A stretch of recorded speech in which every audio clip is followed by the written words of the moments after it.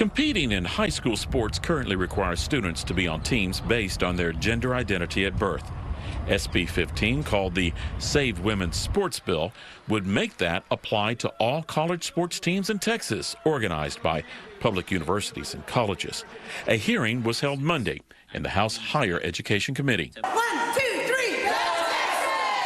Representative Valerie Swanson, during an afternoon news conference, announced that she has almost 90 co-sponsors for SB 15, more than enough to clear the House chamber. The bill does not keep anyone from playing sports. It just says that everyone must play by their biological sex, which is the only common sense way to divide up athletics. Democrats on the committee raised concerns about the legislation and warned SB 15 could expose state universities to costly lawsuits.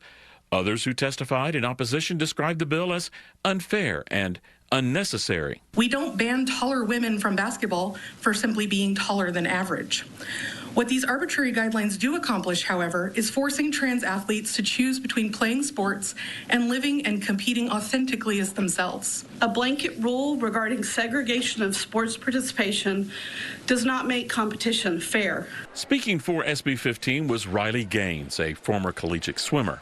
Gaines was joined by other female athletes at the Texas Capitol to testify. There's so much at stake here, not just athletic opportunities. Think of what sports gives women in terms of their leadership skills, in terms of things that translate far beyond just those 4 years in college or those high school endeavors in sports.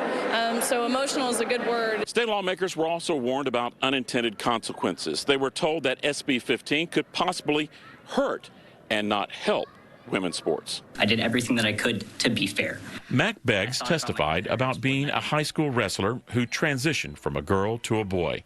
There have been several news reports about how he was forced to compete in the female classification. He talked about that struggle during the hearing. When I was competing in high school, I had an extremely hard time being myself, despite the obstacles that were in front of me, whether it was a bathroom issue or whatever accommodations.